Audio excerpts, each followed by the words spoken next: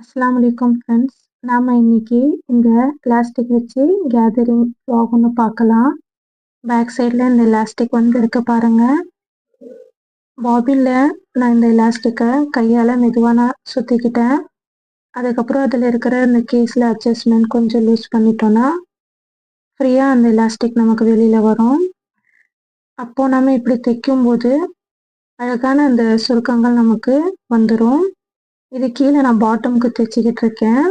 இடுப்பு கிட்ட வர மாதிரி இந்த மாதிரி 1/2 இன்ச் விட்டுட்டு 1 by 1 நான் தைச்சிக்கிட்டு இருக்கேன். குட்டி குட்டி கேதரிங் நல்லா வருது பாருங்க. எலாஸ்டிக்னால அது தானாகவே சுருக்கங்கள் வந்துடும். இது ஒரு பிரிண்டட் ஜார்ஜெட்டில் நான் கொடுக்குறேன். உள்ள கிரேப் துணி லைனிங்காக நான் கொடுத்துருக்கேன். இதே மாதிரி 1 by 1 நம்ம தைச்சிக்கணும். அண்ட் மேலே இடுப்பு ஜாயின் பண்ணும்போது அந்த ஜார்ஜெட் துணியில் குட்டியாக கேதரிங் நம்ம தைச்சிக்கணும். எலாஸ்டிக்கில் வேணும்னா கூட தைச்சிக்கலாம், இல்லை சாதா நூல்லையும் நம்ம குட்டியாக கேதரிங் மேலே வச்சுக்கணும். பாருங்கள், 7 தையல் நான் போட்டிருக்கேன். இதில் இந்த அளவுக்கு எனக்கு போதும். உங்களுக்கு எந்த அளவுக்கு அகலம் வேணுமோ நீங்கள் அந்த அளவுக்கு வச்சுக்கலாம். இப்போ ஒரு எம்ப்ராய்டிங் துணியில் இந்த மாதிரி ஒயிட் கலர் எம்ப்ராய்டிங் போட்டிருக்கேன் நூல் துணி. இந்த துணி என்கிட்ட இருந்துச்சு. ஸோ இதுக்கு போட் நெக் வச்சு ஆம்ஹோலுக்கும் இந்த மாதிரி உள்பக்கமாக நான் நெக்கும் ஆம்ஹோலும் ரெண்டும் உள்பக்கமாக தைச்சிட்டு திருப்பிட்டு மேல் தையல் ஒன்று போட்டுட்ருக்கேன். ஆம்ஹோல் போட்டு இப்போ நெக்குக்கு போட்டுட்ருக்கேன். ஒரு 1/4 இன்ச்சில் நம்ம நெக்கு சுற்றி இது தைச்சிக்கலாம். பேக்கில் ஜிப்பு வச்சுக்கோங்க. இந்த ட்ரெஸ்க்கு அது கரெக்டாக இருக்கும்.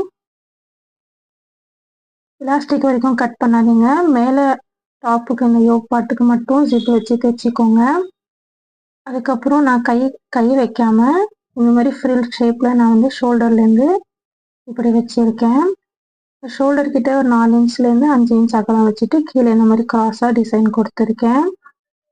இதுவும் நான் குட்டியாக கேதரிங் கொடுத்துட்டு சாதா நூலில் அப்படியே கேதரிங் நம்ம கொடுப்போம் இல்லையா, அந்த மாதிரி வச்சு தைச்சிட்டு 2 சைடு ஃபினிஷ் பண்ணிட்டேன் பாருங்கள். கை உங்கள் விருப்பம் வேணும்னா வச்சுக்கோங்க. இப்போ இடுப்புக்கிட்ட இது கேதரிங் பிடிச்சிட்டு ரெண்டும் நம்ம இடுப்பு ஜாயின் பண்ணிட்டா நம்மளோட ட்ரெஸ் ஃபினிஷ் ஆகிடும். இடுப்புக்கிட்ட எலாஸ்டிக் வச்சுமே கொஞ்சம் ஃப்ரீயாக தான் நான் கொடுத்துருக்கேன். ஏன்னா டைட்டாக இருந்தால் பசங்க வேர் பண்ண மாட்டாங்க. கொஞ்சம் ஃப்ரீயாக வச்சா அடிக்கடி இந்த ட்ரெஸ்ஸு பிடிக்கும்னு வேர் பண்ணுவாங்க. ஸோ ஒரு ரெடிமேட் அவுட்லுக் கிடைக்கும். இதில் கீழே ஒரு 8 இன்ச்சில் நான் ஃப்ளிட் டைப்பில் இப்படி கொடுத்துருக்கேன். குட்டி குட்டி கேதரிங் வச்சு பிரிண்டட் ஜார்ஜெட்னால அந்த ஃப்ளவர் டிசைனும் ரொம்ப அழகாகவே சூட்டபுளாக இருந்துச்சு. ஸோ நீங்களும் ட்ரை பண்ணி பாருங்கள். சேனலை லைக், ஷேர், சப்ஸ்கிரைப் பண்ணுங்கள். Thanks for